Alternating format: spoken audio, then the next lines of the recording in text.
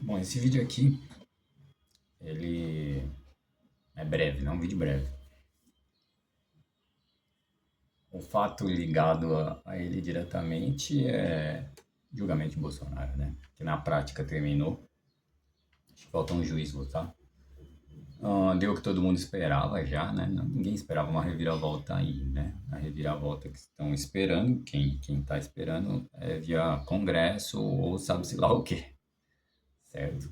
Via STF, tava meio na cara que não ia rolar, né? Quem acompanha melhor isso, eu não acompanhei, devia estar com essa impressão maior ainda, né?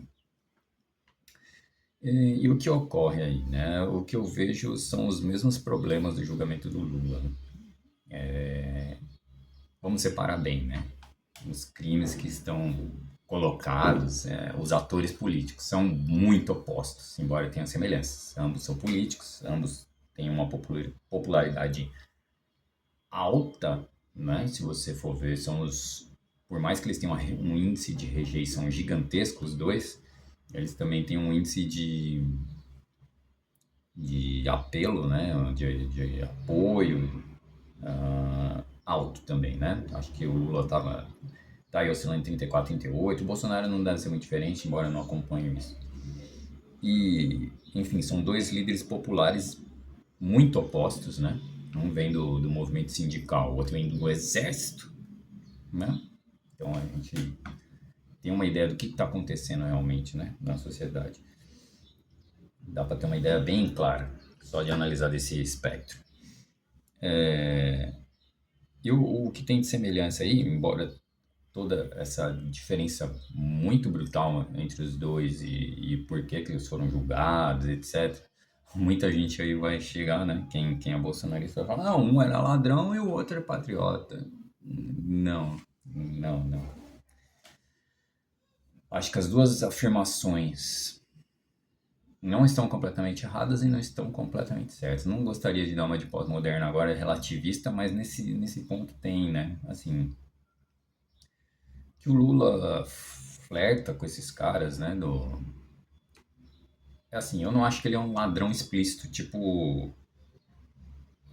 Quem foi. Os caras mais feios, né? Que você possa lembrar, assim, de que foi pego com. De calça arriada, né? O cara dos milhões lá que pegaram no apartamento, o Cunha, o próprio Aécio, né? E o Temer, que foram pegos em fala, né? Falas bem explícitas do que eles estavam se falando, de propina mesmo. O Lula não, eu já falei isso em outros vídeos, o Lula tá num nível mais Fernando Henrique, e aí assim, por exemplo, o pessoal ia me apedrejar, porque o Fernando Henrique é uma coisa, o Lula é outra completamente diferente, mas no ponto de vista de uma moral mais flexível e não descarada, eu acho que os dois estão ali, né? Porque todo mundo sabe o Fernando Henrique tinha apartamento não sei aonde, ele não tinha verba para comprar muita coisa não própria, né? Embora os salários do presidente seja alto. O Lula também não, mas aí tem as palestras, aí você vai questionar, mas quem está contratando o Lula para fazer palestra? Bom, o cara era presidente e tirou o Brasil da fome, tá? Então, não dá para saber se quem contratava ele estava desviando, né? Estava pagando propina via palestra.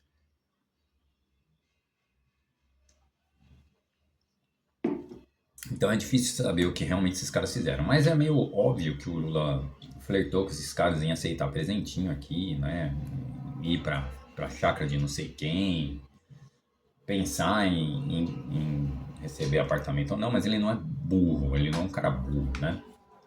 Assim como a FHC não era burro, né? É difícil ter cara burro aí, né? Até o Bolsonaro, que parece ser muito burro, ele não é um cara burro, né? O cara recebeu instrução, né? Então, a galera que tá aí nesses postos aí, os caras sabem o que fazem, né? Eles sabem o que fazem e as decisões são bem pensadas. E assim como o Lula, não dá pra falar que o cara é ladrão, né? Porque é muita propaganda pra falar que ele é ladrão, não dá pra falar, assim como não dá pra falar que o Bolsonaro é patriota, né? Por motivos óbvios para quem é de esquerda percebe. Ah, quem é de direita, né? Vai falar, não, ele tá acenando os aliados de sempre do Brasil, o Brasil é alinhado com os Estados Unidos desde não sei quando, né? Vão usar essa desculpa, mas no fundo, ele não é patriota, né? Não é o que interessa para ele. A gente percebe que ele é uma pessoa mais comum, de comportamento que a gente vê no dia a dia, não é uma coisa criminosa, não é, que é a pessoa que pensa em si mesma no dia a dia, né? Na classe média, o cara no dia a dia, ele vai pensar em, pô, quero um emprego melhor, quero ganhar dinheiro, quero comprar um carro legal, uma casa legal, ou, né, ou passear de iate, né? Que o Bolsonaro faz, né? Depois, sua renda justa, aí eu não vou entrar em enriquecimento ilícito, porque as denúncias contra o Bolsonaro são aparentemente piores que as do Lula, tá? Pode reclamar o que quiser, mas elas são piores, assim, compra em dinheiro vivo, um monte de imóvel, é um bagulho bem estranho mesmo. Mas como eu disse, ele também não é um cunha descarado, pelo menos até agora não, nem aquele outro que o Gedel, não lembro, que pegaram 51 milhões lá, né, no apartamento. Ele não é um dos caras descarados também. Como eu disse também, eu acho que ele é menos burro que esses caras. E aí a gente vai, não é patriota, tá? Não é, pra mim é um cara bem que pensa nele mesmo, pensa nos filhos dele, né? Então, para quem fica falando de Deus, família e depois pátria, não, acho que a ordem seria família, Deus, pátria. Se é que acredita em Deus, né? Não sabemos.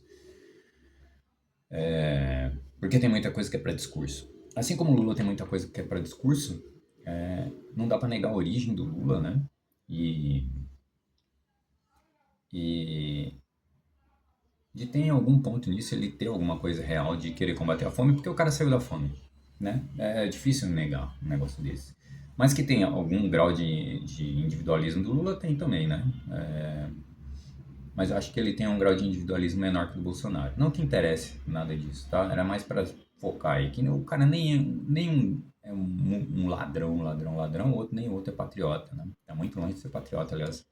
O Bolsonaro tá muito longe de ser patriota. Todo discurso é para atrair, né? O público. E aí vem o principal, né?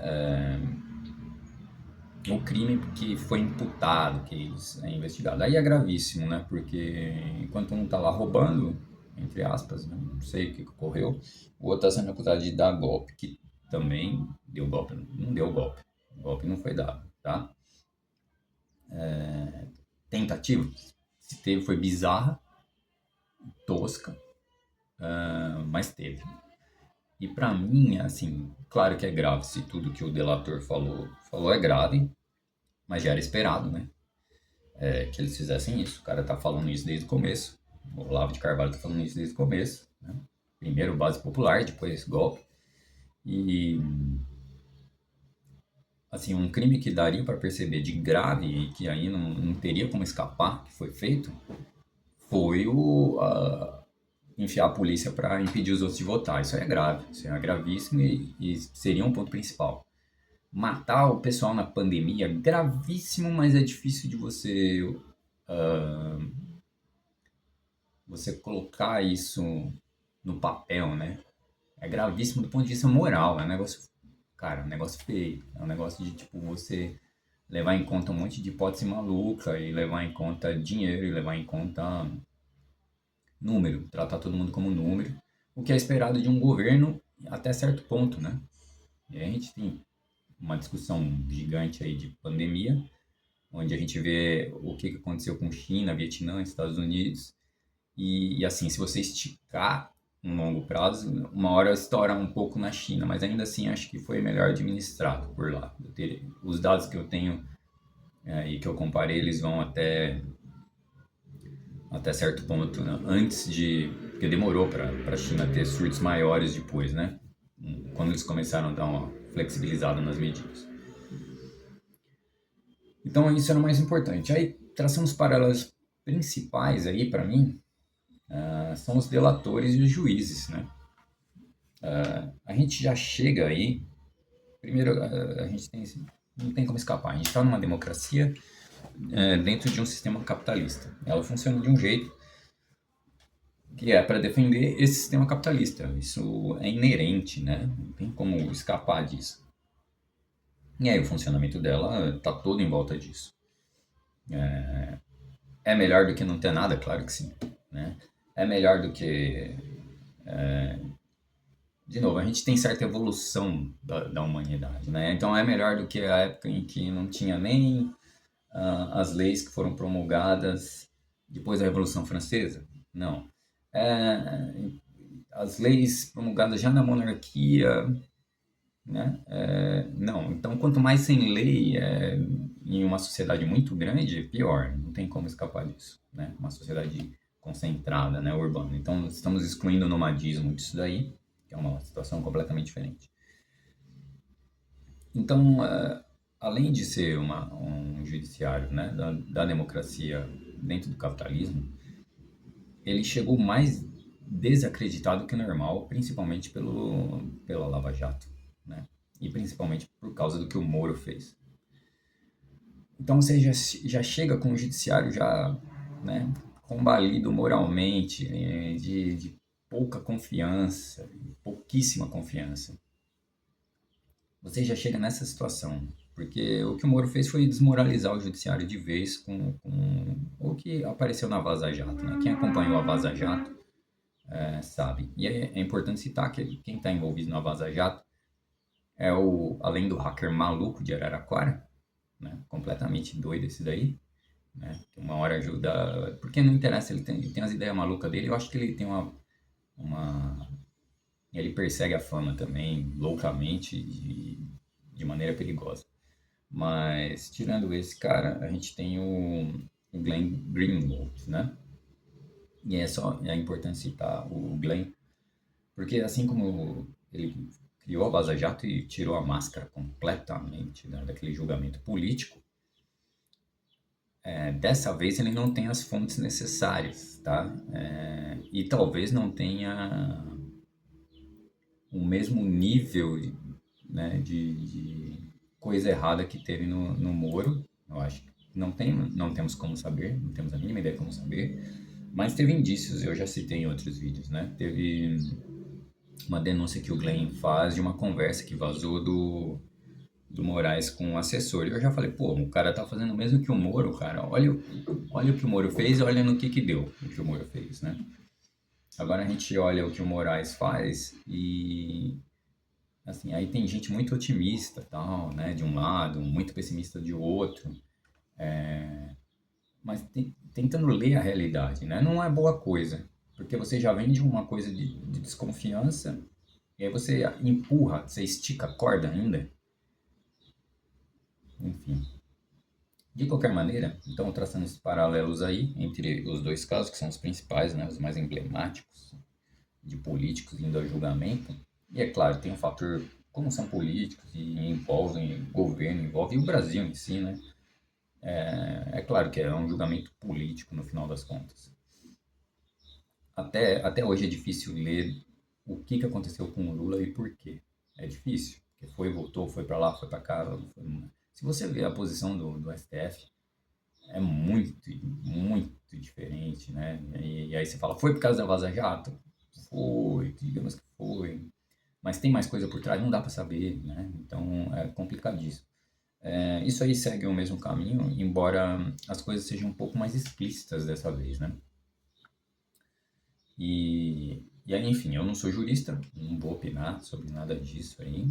O que dá para saber é que o Bolsonaro queria o golpe, claro que sim, queria, né? Aí é um movimento de tendência fascista. Né? E realmente fica claro nisso, né? Acho que principalmente eu vejo nos vídeos do Pedro Ivo. E ele bota uns trechos do vídeo mais antigo dele, assim, a esse respeito. E fica claro, né? O Olavo, ele pratica fascismo, né? Claramente.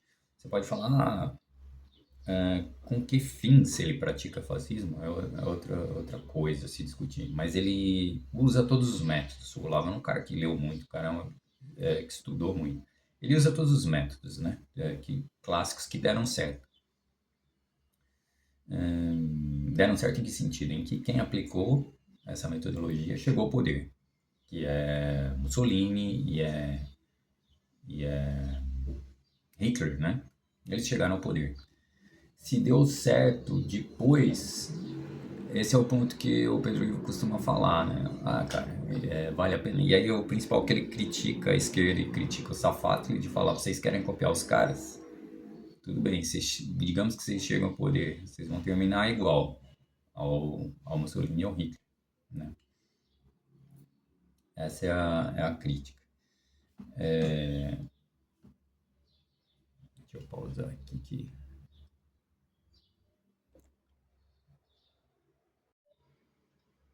interrupções, né?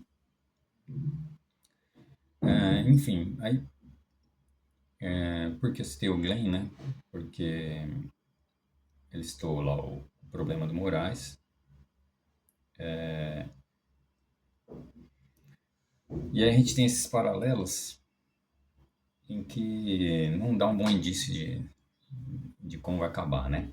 Então, os indícios que dá é de que não vai ser bom, não vai ser muito bom. Eu estava falando do Olavo, de que o método é fascista. O método é fascista mesmo e está dentro disso, de discurso, né? O Pedro coloca uma conversa dele com o Bolsonaro e eles discutindo isso. Ó, em vez de pedir intervenção, né, eles dando dica para os intervencionistas, acho que em 2016, e para os não intervencionistas. Você que é intervencionista, em vez de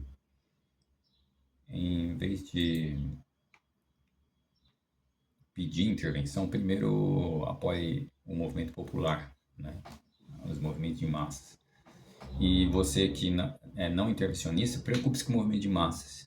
Depois que a gente vai ver o que ocorre. E a gente tem, nesse mesmo vídeo, o Pedro coloca bem uma sobre ter maioria ou não, né? E ele coloca o exemplo do Lenin, falando, a gente não tem maioria, mas esse é o momento, tal, né? Da Revolução de 17.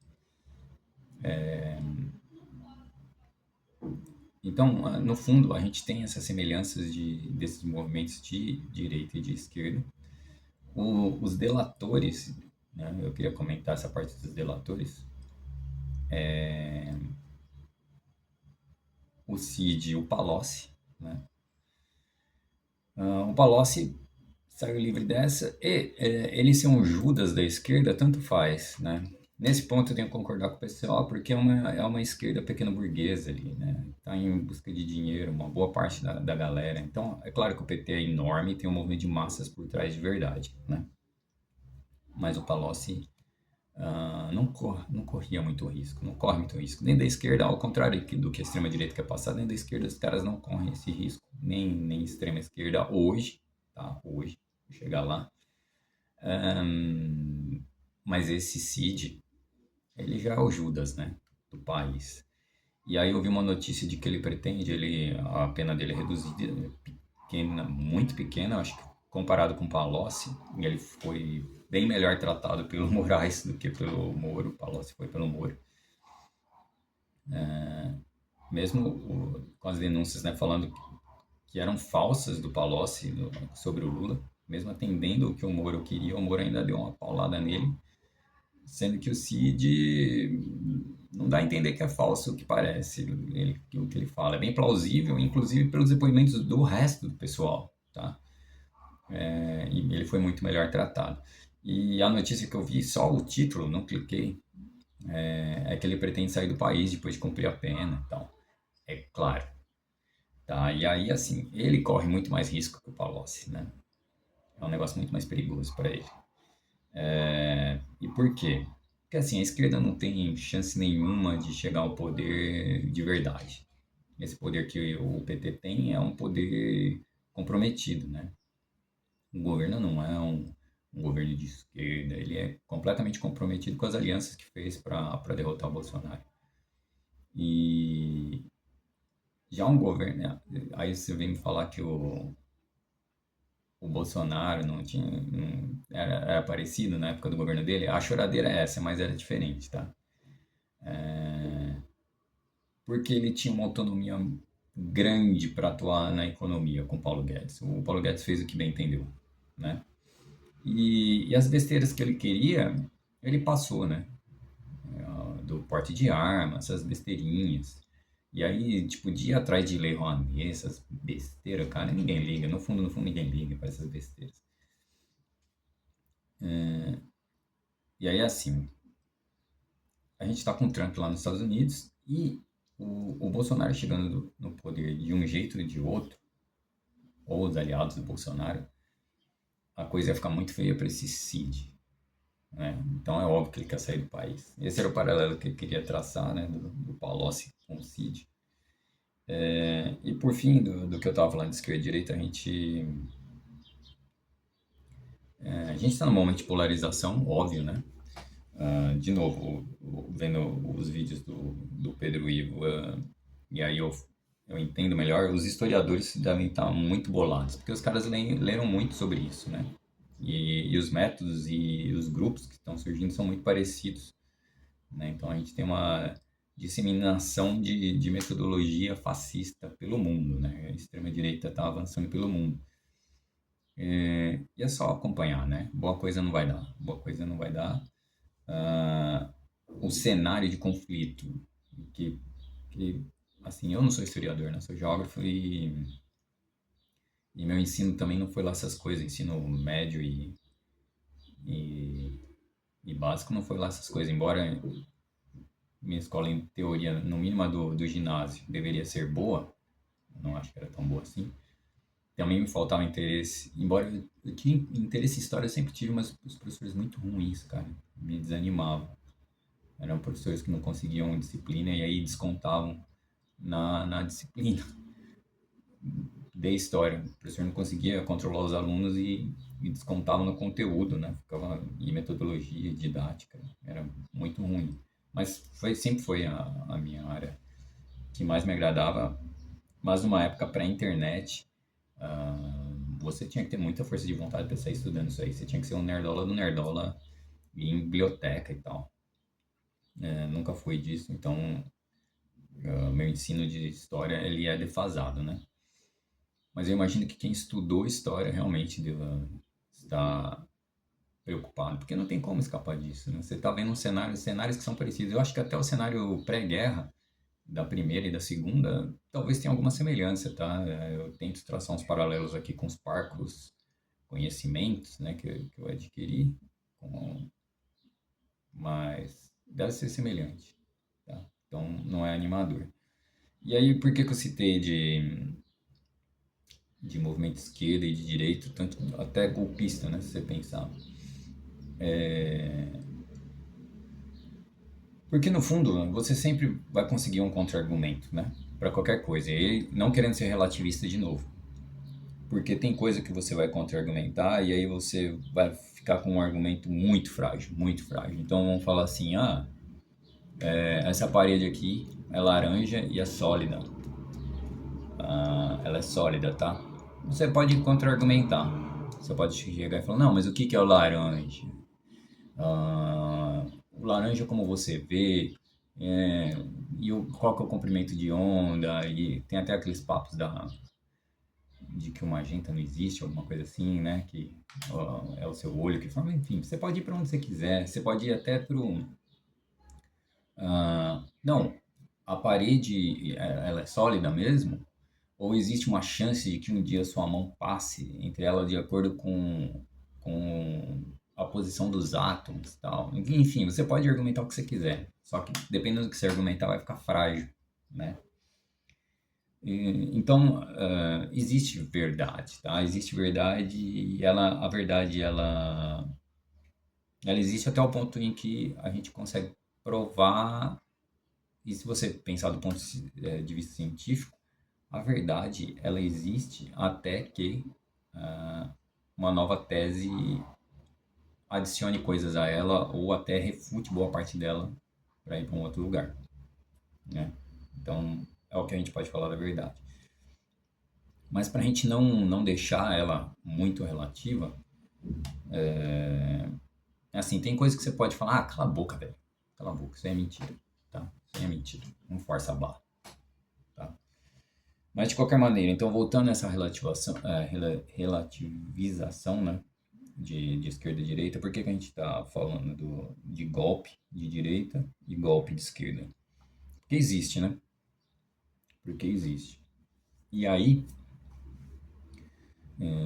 o principal que a gente tem que pensar é o trabalhador, o povo, para que vai servir esse golpe.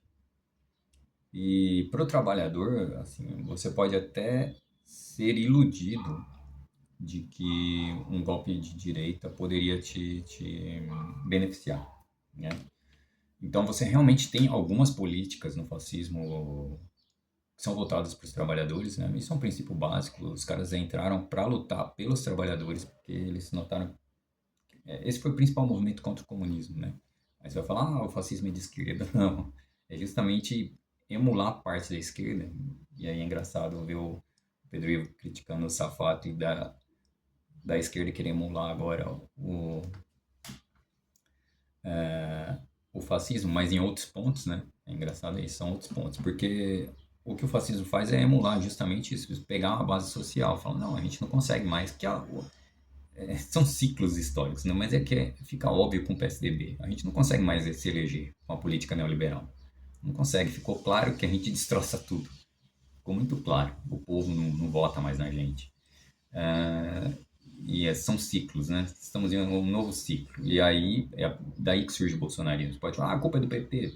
Tá bom, vamos botar um pouquinho de culpa do PT. A culpa é do PSDB e não é do PSDB, porque independe do PSDB. Tá? Esses caras são os filhos do PSDB revoltados contra o pai. Acabou. Por mais que o Bolsonaro falasse que queria matar o FHC e tal, né? E aí, assim, não vai se beneficiar. Tá? E o problema é o capitalismo. Você não vai se beneficiar porque o capitalismo é do jeito que é. Ele funciona do jeito que funciona. Você pode até negar do Marx, falar que o Marx viajou no socialismo, viajou no comunismo, viajou em ser ativista político, viajou, tá tudo errado. Mas da análise do capitalismo é difícil falar que o Marx errou. Tá? Isso aí, cara, quase todo mundo concorda. Quem não concorda muito é porque tá se cegando ou quer ver uma outra coisa. A verdade do capitalismo é o que o Marx falou. Você pode ter um nuance aqui, ali, né? Isso mudou um pouquinho aqui, mas no fundo, o que o Marx falou tá certo. E o capitalismo ele é insustentável a longo prazo. Ele vai mudar assim como tudo muda na humanidade, tudo mudou e vai mudar de novo, tá? E pelo capitalismo ser como é, você não vai conseguir muita coisa além de umas esmolas do fascismo, do que ele precisa para colocar o trabalhador na coleira. Não vai, sabe? E aí você poderia argumentar, a esquerda é a mesma coisa, né? Veja o que aconteceu até hoje. E realmente, você poderia ir por esse caminho. A gente tem problemas gravíssimos, né, no stalinismo. Tem problemas em todos esses países que seguiram um caminho pseudo-marxista, tá? De que pelo menos tinha alguém no governo falando que era marxista. A gente tem problemas em todos esses lugares, mas você tem que analisar os benefícios também. E aí a gente nota que se você não for um loucão, se dizendo marxista, você tem certos compromissos que você faz com a classe trabalhadora que eles precisam ser cumpridos. Isso dentro do stalinismo, isso dentro do governo cubano. Então você nota essas melhoras, né, na vida do trabalhador. E aí você tem toda uma discussão sobre liberdade, né? Que o maior trunfo do capitalismo, né? Primeiro, é a propaganda gigantesca, porque os caras detêm todo o poder do mundo. O mundo é capitalista no geral. E você tem uma ideologia difundida, né? De várias maneiras. Então, a principal ideia é que você é livre. Esse é né? Os Estados Unidos, Land of Freedom, que está caindo bastante agora por terra, quando a máscara do imperialismo vai caindo por causa da, de, do ambiente forçar a vinda do Trump pela segunda vez, né? Então, o principal é esse discurso de liberdade, né? E assim, ele me pega bastante, eu até brinco, eu tava brincando acho que com meu irmão, acho que brinquei em algum vídeo que eu preferia ser anarco-individualista, não anarcocapitalista, porque isso aí é uma viagem completa, né? Isso aí é você pirar no cabeção e viajar e falar nada com nada e sem sentido. Mas um anarco-individualista, eu poderia ser sim, tá? É perfeito para mim. Sou quase um... Sou um antissocial, né? Um socialista antissocial. E por que socialista comunista, né? Tem que focar no comunismo, porque é o ponto final que se almeja, né? Depois da separação que Lenin faz, comunismo e socialismo. Mas porque é difícil que dê certo qualquer coisa anarco-individualista. É uma coisa bem viajante. Ele, como princípio, atrai. Eu preciso ler mais, né? Só estou falando da ideia inicial. Mas preciso ler para realmente opinar sobre isso. Mas é um negócio que chama atenção, porque por mais que a gente seja um ser social, a gente é um indivíduo ainda. A gente tem noção de individualidade e a gente tem consciência, né? Então é claro que vai chamar a atenção. E talvez de uns mais, outros menos. Mas o difícil não dar certo, né? É difícil dar qualquer coisa certa. E você vai ter movimentos contrários, organizações contrárias, e aí você tem que colocar na balança o peso de cada uma e o que vai acontecer. Então, eu ainda acho que o movimento socialista teria mais chance, né? Um bolchevismo mais raiz, mais Lenin-Trotsky, tá? Teria mais chance de combater isso aí, não sou otimista. Chance de degringolar no stalinismo existe, e é só ver assim, é desanimador, cara, é desanimador. Porque assim, quando a gente vê esses web comunistas, bom, que bom que está sendo pautado e tal, mas o problema os caras, eles mentem, e aí eu tenho aqui de novo na linha do Pedro Ivo, eles mentem, aí complica, né? Sem verdade, complica. E aí o cara tá mentindo de propósito? Boa parte sim. Mas tem gente que tá mentindo simplesmente porque ele quer acreditar naquilo. Já citei também o João no Três Irmãos lá falando, né, porque ele vai debater com o Gustavo, porque ele vai citar uma biografia, o Gustavo outra, e eles não vão encaixar a conversa, né? Faz todo sentido. O problema é acreditar na biografia que o João acredita. A gente sabe que tem uma mentira violenta para colocar o Stalin como demônio que parte da direita. Mas isso não dá o direito da gente negar o que aconteceu. Não dá para negar isso. O Breno Altman, por exemplo, com um discurso mais pé no chão dele, ainda não consegue fugir disso. Ele força a barra o tempo todo naquele debate com o Gustavo, que eu não vi inteiro, nem vou ver, mas ele força o tempo inteiro ali para salvar o Stalin de coisa que não dá para salvar. Tá? Então a chance é desanimador, porque a gente vê um movimento neo-stalinista voltando, e é um movimento neo-stalinista que no fundo aprova tudo que Stalin fez. E se eles aprovam tudo que o Stalin fez, se sai uma revolução com esses caras, não vai sair, mas se sai uma revolução com esses caras na liderança, o que você espera? Você fica entre Bolsonaro e Stalin, você quer o quê? Você vai torcer para quem? Vai torcer para o mundo acabar, né? Você vai torcer para você ficar flutuando numa ilha mágica. Enfim, e aí por que eu estou dizendo isso? Porque o mais provável é que saia um golpe de direita, né? Ainda mais na América. Na América não sai golpe de esquerda. Aí pode vir os direitistas malucos falar de Hugo Chávez, né? Deixa muito a desejar e assim, se bobear, pende pro stalinismo, que é pior ainda, tá? Então não é muito animador, mas assim, para a realidade brasileira, o mais provável é um golpe de direita, tá? E é assim, vai ter uma galera que vai achar que tá tudo bem e que agora sim o Brasil vai para frente e tal, logo logo vão descobrir que não, né? Mas não tem muito para onde ir. A resistência que pode acontecer aí seria o fraco governo do PT, ganhar a eleição e segurar a bronca aí. E o pouco de esperança que restaria para um Brasil não afundando seria a China. E aí, para saber o que está na cabeça da China, né, do ponto de vista do partido que governa a China, é difícil. A gente tem um movimento do Deng, né, e de uma guinada à direita da China. Para começo, a China já não é lá boa coisa com mal, né?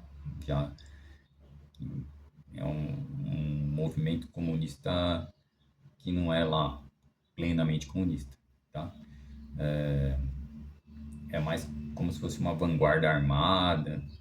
Não vejo, não, assim, a gente só teve um movimento realmente que entra na descrição do marxismo na Rússia, tá? No Império Russo. Depois a gente teve várias distorções em todos os lugares, então, mas enfim, digamos que ignorando essa parte de como começou, dá uma tendência à direita, ela pende, a China pende à direita, e agora parece que está pendendo à esquerda. Né? O que é essa esquerda chinesa, não sabemos, ainda tem milionários, é um capitalismo, mas o que pretende-se depois, não sabemos. De novo, até agora Marx sempre esteve muito certo, então se Marx está certo, o que a China está fazendo vai dar errado. Né? E resta saber o que os governantes da China estão pensando. Se o que eles estão fazendo vão dar errado, se eles têm um plano B, ou se isso é planejado, ó, a gente vai até aqui, que até aqui a gente consegue isso e daqui a gente vai para lá. E aí tem a discussão, e a liberdade e tal. Digamos que a China saia vitoriosa disso, o que acontece com todo mundo, né? É de se esperar. A gente tem duas coisas. O que a China agora faz com os países, os outros países, e o que a China faz consigo mesma. São dois cenários diferentes. Né? A China, com ela mesma, ela tenta garantir o próprio funcionamento. Isso é mais restrito do que a China com os outros países. Tá? Então, a China com os outros países, observando isso, é muito melhor do que os Estados Unidos com os outros países. A China com ela mesma e os Estados Unidos com ele mesmo, a China ainda parece melhor, embora não animador para o restante do mundo, né? O modelo chinês. Então resta saber o que aconteceria aí depois, em como que a China trataria se os outros países, caso se tornasse uma potência hegemônica. Ela iria manter o que está fazendo hoje, que não seria nenhuma maravilha, mas admissível. Vai querer manter o capitalismo? Esse é outro problema, porque é um modelo que vai se esgotar e a gente vai ter todos os problemas de novo. E vai querer transformar todo mundo em China? É outra coisa que a gente tem que pensar, né? Se a China chega num ponto que ela se transforma, é um ponto de realmente virar um exemplo, né? Não só as cidades modelo deles, mas a China inteira prosperar, a gente poderia até pensar. Porque a gente aí cai para mim numa versão do capitalismo benigno, né? De que é natural o ser humano ter os que acumulam mais, acumulam menos, tem um cara que é mais ganancioso que o outro e tal. Se, para mim, né? Isso está em aberto. Eu só acredito no Marx, no que ele diz, porque tudo que ele fala está dando certo. Mas se fica comprovadamente, fica claro que o capitalismo dá certo e que a gente consegue ter os bilionários e o resto da população feliz, não teria problema. Já falei isso, não teria muito problema não. Embora eu fale, pô, esse sangue, isso que tem que ficar aí. Se todo mundo tivesse comida, casa, um grau alto de lazer, né? Digamos com automação, pouco trabalho, trabalho suficiente para se manter ocupado, mas sem ficar maluco, né? O cara não teria problema, né? Com os capitalistas. O problema é que o sistema não permite isso. E aí resta saber se o que a China está propondo para ela mesma e talvez para o mundo depois seguiria a mesma linha, tá?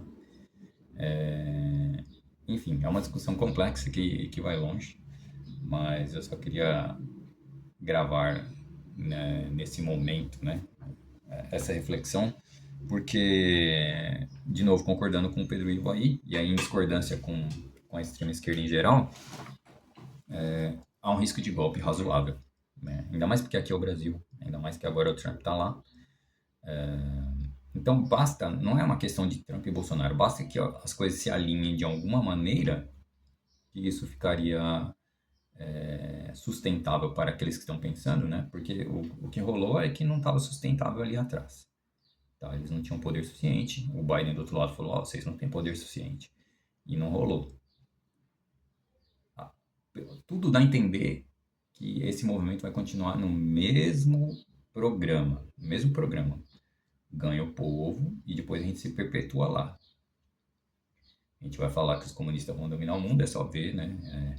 Eu estava vendo um vídeo aqui de um menininho do MST pixelizado falando dos horrores de que ele foi feito para odiar, fizeram a cabeça dele para odiar empresário, meu Deus do céu. E é desse ambiente que o Pedro está falando, e ele é visível desde 10 anos atrás, né? Tá assim, só está intensificando. Então esse julgamento ele é um ponto na história que é importante para ver o desdobramento dele agora. Porque, é claro, os bolsonaristas vão dobrar a aposta, o Eduardo vai pressionar entre aspas. Não tá fazendo nada, né? O Trump só faz o que ele quer, que é o último, mas ele tá lá de diabinho lá falando na orelha, indiretamente, né? Nem é ele. Então teria que ver os desdobramentos disso pro Brasil. É claro, eu já sou uma pessoa que não sou otimista. Nos dias de hoje não tem como ser minimamente otimista. Então é isso.